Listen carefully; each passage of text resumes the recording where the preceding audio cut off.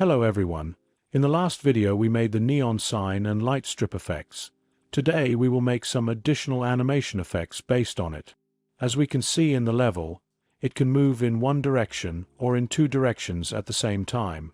First, let's take a look at the neon sign made in the last video, a basic neon sign effect, where we can adjust its count and some other parameters. Okay, let's copy this Niagara system first, because we want to keep this basic effect and it can be used in many places. Here, we don't need to set the color group, so delete group and these user parameters, change sim target to CPU sim,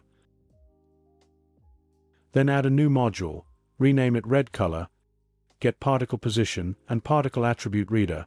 It can get the parameters of the particle in the other emitter being read, so get vector by index, get position, the particle index can be set to 0. Because we will only spawn one particle and let it move from the starting position of the spline to the end position. Then use particle position to subtract the index particle position if the length between them is less than a value.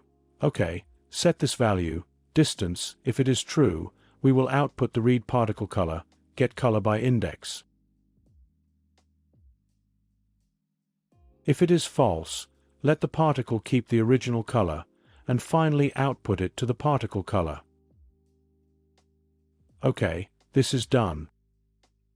Back to Niagara, set distance to 5. Now we need to read an emitter, so we copy the original emitter and name it leader. Fill leader in here, and then set these modules in turn. Infinite, loop duration and lifetime are the same, which represents the time required from the start to the end in the spline. We can set it as a user parameter, and spawn count is 1.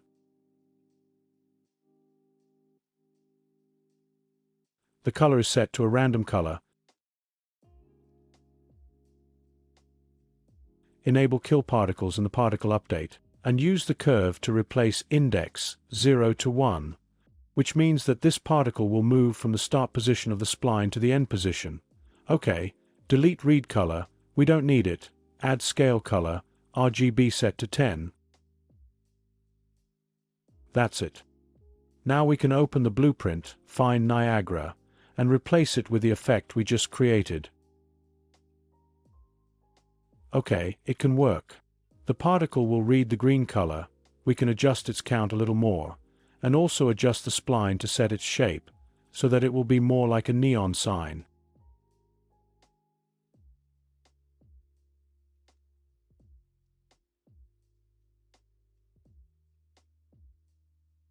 Okay, copy Niagara again.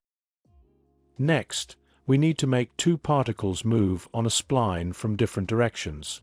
This time we need two particles, so use lerp to distinguish them. Alpha is normalize index. Since we only have two particles, one of them is 0 and the other is 1. Then change the spawn count to 2.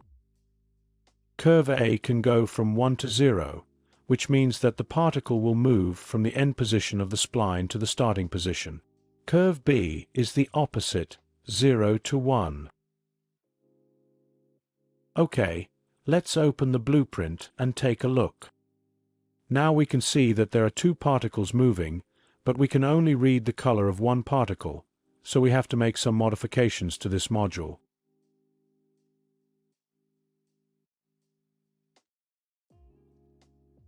Here we need to copy these nodes and change index to 1. In this way, we can get the position and color of the two particles.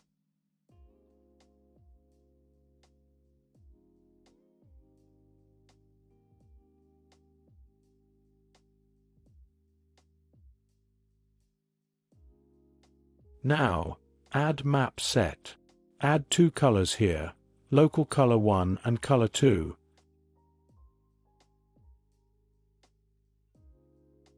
Connect leader 1's color and leader 2's color in sequence. Then map get. We need to make a judgment on any of the two particles read. If it is true, output color 1. If it is false, output color 2. In short, it is to judge each particle, because the module operates on each particle. If the particle is within the range of leader 1, it outputs the color 1. If it is not within the range of leader 1, it outputs the color too. Of course, this judgment is not rigorous, because if it is not within the range of leader 1, it may not be within the range of leader 2.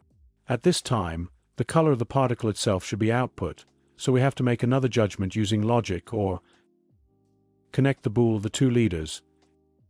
If it is true, output the color judged before. If it is false, output the color of the particle itself.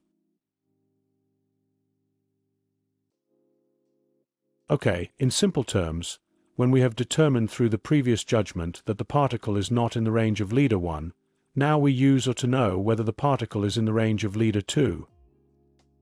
If the particle is not in these two ranges, we output the color of the particle itself. That's it. Let's go back to the blueprint and replace Niagara. Yes, it worked. These two leaders can overwrite particles' color on one spline. Okay, so that's all for this video. I hope you like it. Bye.